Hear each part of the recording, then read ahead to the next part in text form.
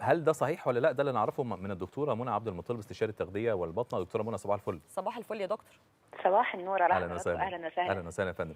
هل اللي احنا بنسمعه في البيت لما بيجي لك سعال او بيجي لك كحه نشرب حاجه سخنه تحديدا الجنزبيل، اليانسون، قرفة. النعناع، القرفه، الحاجات الدافيه، هل ده مثبت علميا؟ ورق الجوافه اتقالت لي والله من فتره، مع اني مش عارفه ايه هو ورق الجوافه، بس او ورق الجوافه اتقال لي ونجليه عليه. يعني.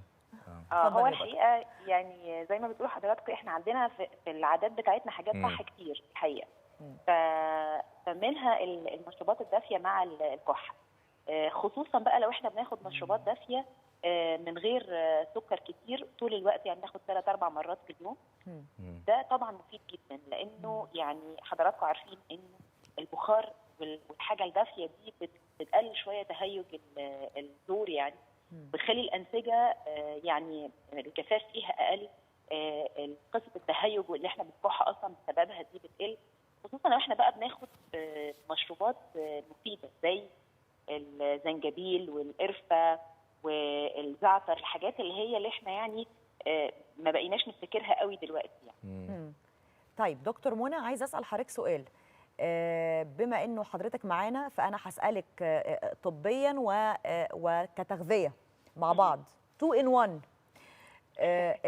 الجنزبيل والقرفه كمشروب مع بعض قد ايه ممكن يبقى مفيد لتقويه المناعه مثلا، وحضرتك تقول لنا ايه فوائده الثانيه؟ وفي نفس الوقت في كلام بنسمعه انه القرفه من الاعشاب او الحاجات اللي بتزود من الحرق شويه في الجسم، فهل المشروب ده يبقى ليه اكتر من فايده؟ هو طبعا المشروب ده ليه اكتر من فايده، بس برضو في تحذير هنقوله في الاخر. اتفضلي. اولا القرفه بتساعد طبعا جدا على الحرق، ودي مفيده جدا للناس اللي بتعمل يعني دايت وبتحاول تقلل من وزنها وكده. الزنجبيل كذلك، الاثنين الحقيقه ليهم دور كويس قوي في المناعه. بنحاول ان احنا ناخدهم خصوصا في الفتره اللي احنا فيها دي علشان يساعدونا شويه على تقلبات الجو والحاجات اللي احنا دلوقتي يعني كلنا يعني بنشوف كتير بقى دلوقتي ادوار البرد وهكذا. انما في حته مهمه قوي لازم ناخد بالنا منها اللي هي الزنجبيل خصوصا، والقرفه كمان خصوصا في الحوامل. يعني سيدات الحوامل احنا مش هنقدر ناخد الحاجات دي بكميه كبيره. احنا الزنجبيل حتى بنحدده لهم مش اكتر من ربع المعلقه، يعني حتى الناس العاديه طيب مش اكتر من ربع المعلقه على المشروب. كذلك القرفه، لانه ده طبعا يعني بيبقى ليه دور شويه في انقباضات الرحم، واحنا طبعا بنخاف عليهم جدا في الحته دي. طيب دكتوره منى، استاذنك الاجابه عاجله عشان في موجز بعد كام ثانيه. في بعض الوصفات الثابته في البيوت ان هو لو جالك كحه او جالك سعال بتاخد علاجين معروفين بالتبادل، هل ده علاج ثابت لكل انواع الكحه او كل اعراض الكحه؟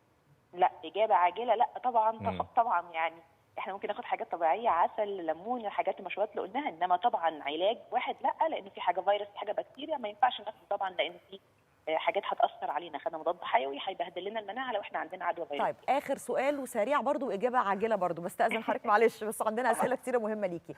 في ناس ما بتقدرش قوي انها تجيب الجنزبيل الفريش وعيدان القرفه والكلام ده، فحضرتك عارفه طبعا في ماركات كتيره قوي بتعمل الاكياس التي باجز اوريدي فيها قرفه بالجنزبيل كده، هل ليها نفس فوائد الفريش ولا لا؟ دكتوره منى. طيب فقدنا الاتصال مع الدكتوره منى عبد المطلب، بس ان شاء الله نبقى نسالها، هي بتضيفنا، هي ضيفه عزيزه علينا دكتوره منى، لان دي كلها اسئله الحقيقه تفرق معانا خصوصا في فصل الشتاء.